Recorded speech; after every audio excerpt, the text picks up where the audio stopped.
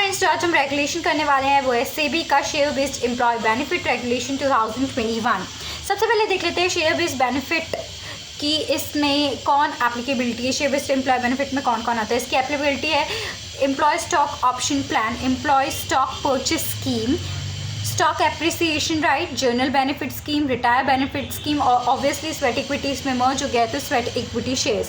अभी जो company covered होती है या तो वो लिस्टेड होंगी, स्कीम में आएंगी और वो इशू करने वाली हैं आपके sweat equity shares, whether directly और indirectly it is for the benefit of the employee, whether directly or indirectly we were dealing in the issue of shares or subscribing for the issue of share or purchasing equity shares, whether directly or indirectly it is for the setup of the scheme which is founded or guaranteed or which is managed or controlled। ये यहाँ पे ये हो गया हमारी जो companies का word होती है। अभी इसकी डेफिनेशन में एम्प्लॉय कौन होता है।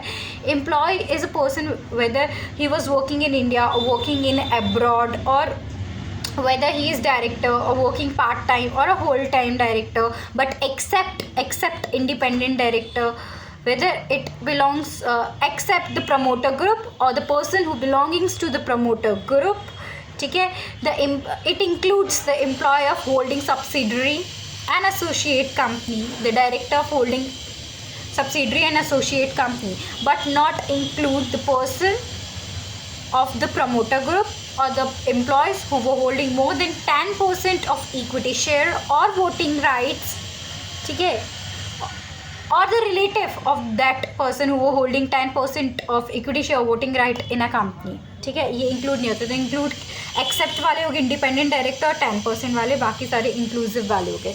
अभी आप जब शेयर लेते हैं तो आप दो मेथड से ले सकते हैं। डायरेक्टली मतलब फ्रेश इशू करके डायरेक्टली कंपनी ले लेगी शेयर, या फिर आप सेकेंडरी एक्विजिशन कर सकते हैं। सेकेंडरी एक्विजिशन के आप एक ट्रस्ट बनाएंगे, ट्रस्ट को कंपनी लोन के तहत पैसे देगी। ट्रस्ट फिर आपके जो एग्जिस्टिंग शेयर है वो मार्केट से खरीदेगी और होल्ड करके रखेगी, और जिसको देना है, जो भी ये शेयर ले रहा है शॉप में, उसको वो शेयर जितने नंबर के लिए देने हैं वेस्टिंग पीरियड के अकॉर्डिंग वो देगी, ठीक है। और फिर उसके बाद लोन रीपे कर देगी कौन, ट्रस्ट वापस कंपनी को। अभी इम्प्लीमेंटेशन कैसे होता है स्कीम का, जब भी हम शेयर होल्डर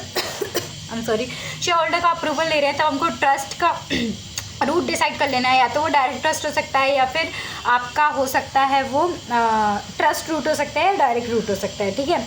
ट्रस्ट रूट है, आप एसआर पास करके बिल्कुल रूट चेंज कर सकते हैं, लेकिन अगर आप गिफ्ट का काम करें या एक्विजिशन का काम करें तो वो मैंडेटरीली आपका ट्रस्ट रूट होना चाहिए। अभी सिंगल रूट से भी आप बहुत सारी मल्टीपल स्कीम चला सकते हैं। यदि ट्रस्ट डीड बन रही है उसमें मॉडिफिकेशन है तो वो हमको स्टॉक एक्सचेंज को बताते जाना है। मिनिमम नंबर ऑफ ट्रस्टी कितने हो सकते हैं। ट्रस्टी यदि ओपीसी और इंडिविजुअल है तो वहाँ पे आपको 2 चाहिए, और यदि कोई भी बॉडी कॉर्पोरेट मतलब company, private company, public company है तो वहाँ पे आपको 1 ट्रस्टी चाहिए। ट्रस्टी जो है वो डायरेक्टर, केएमपी, प्रमोटर ग्रुप का नहीं हो सकता, और कोई भी बेनिफिशियल होल्डर नहीं हो सकता जो 10% कंपनी में वोटिंग राइट या फिर इक्विटी शेयर लेके बैठा है, उसका कोई भी रिलेटिव ट्रस्टी नहीं हो सकता। यहाँ पे जो भी वोटिंग राइट है, ट्रस्ट को क्या कोई वोटिंग राइट है नहीं है, उसको मैनेजमेंट में भी कोई राइट नहीं है, ठीक है। जो ट्रस्ट है वो डिलीवरी बेसिस पे लेगा, मतलब जब उसके पास आई उतनी क्वेरीज वो उतना होल्ड किया है उसमें से शेयर्स बांट देगा, लेकिन ये डेरिवेटिव बेसिस पे नहीं ले सकता कि derivative base is very risky, इसलिए नहीं ले सकता है, ठीक है। जो भी मनी लैंडेड है वो कंपनी ट्रस्ट को दे देती है और ट्रस्ट उसको वापस लोन के तहत रीपे करती है, ठीक है। नेक्स्ट, जो भी ट्रस्ट होल्ड कर रहा है शेयर्स वो या तो नॉन प्रमोटर बेसिस पे होल्ड करता है या नॉन पब्लिक बेसिस पे करता है, ठीक है। मैक्सिमम सेकेंडरी एक्विजिशन मतलब बाहर से अपनी कंपनी अपने एग्जिस्टिंग शेयर बाहर से खरीद रही है तो वो सेकेंडरी एक्विजिशन यदि 1 साल में आप मैक्सिमम 2% कर सकते हो अपनी पेड अप कैपिटल का, ये कर सकते हो। होल्ड कितना कर सकते हैं, होल्ड कर सकते हैं यदि ये ESOP के लिए है या फिर ESPS के लिए है या फिर SAR के लिए तो 5% आप होल्ड कर सकते हो 1 ईयर में। अगर ये जर्नल बेनिफिट स्कीम के लिए, रिटायरमेंट बेनिफिट स्कीम के लिए तो 2, और यदि आपके साथ साइमल्टेनियसली बहुत सारी स्कीम चल रही है तो ओवरऑल आप 5% ले सकते हो सब स्कीम का, ठीक है। ट्रस्ट ऑफ मार्केट शेयर कब कर सकती है। ऑफ मार्केट शेयर जब देखो आपका मर्जर हो रहा है, डिमर्जर हो रहा है, या फिर आपकी एम्प्लॉयज़ के लिए आप कर सकते हो, टेक ओवर कोड के अंदर कर सकते हो, बायबैक के अंदर कर सकते हो, और डीलिस्टिंग के लिए कर सकते हो, एक एग्जिट अपॉर्चुनिटी देने के लिए।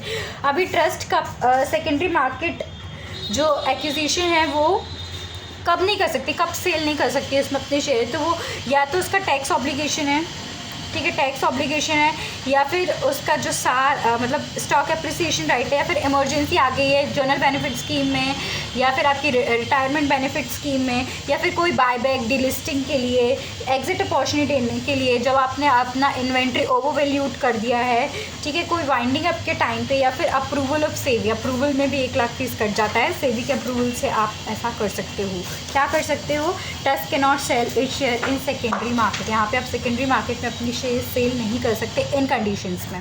अभी कॉम्पनसेशन कमेटी बनती है, कॉम्पनसेशन कमेटी जो होती है वो एग्जैक्ट होती है as per nomination remuneration committee, ठीक है, जो कि रेगुलेशन 19 से आई ICDR के।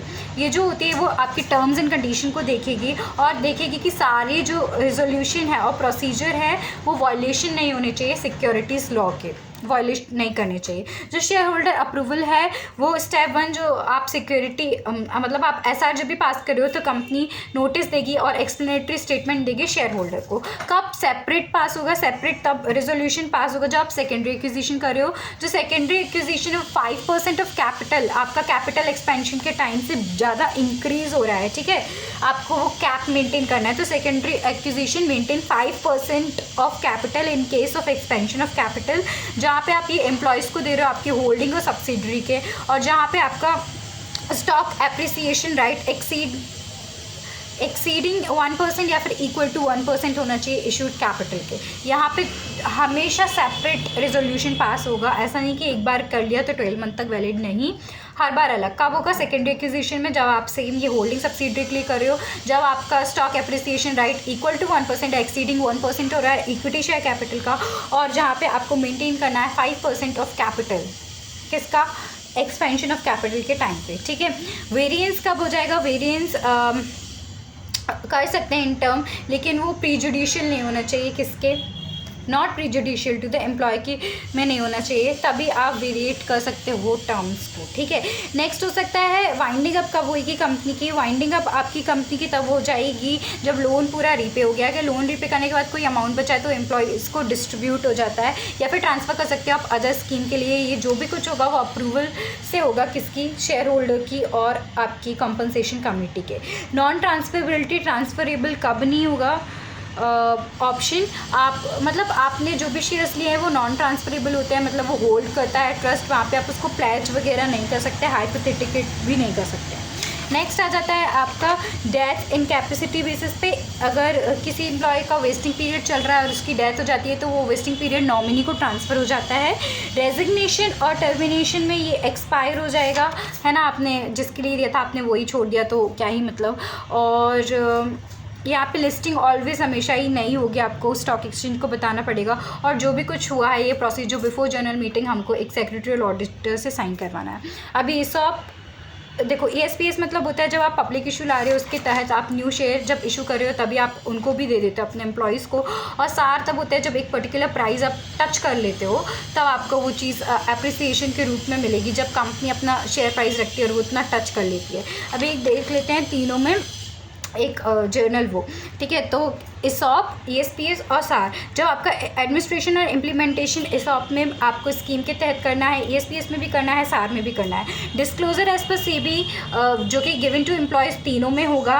Price can be freely decided किस में हो सकती है? आपकी ESOP में हो सकती है, ESPS में हो सकती है, SAR में तो जब प्राइस वो टच होगी तभी आपको मिलेगा, ठीक है। नाउ राइट्स किसको मिलते हैं? No rights to shareholders को राइट कब नहीं मिलते? ESOP में नहीं मिलते, ESPS में नहीं मिलते, मतलब ESOP में मिलते हैं जब वो वेस्टिंग है, ESPS में तो अभी आपको नहीं मिला, और SAR में आपको मिलते हैं, ठीक है।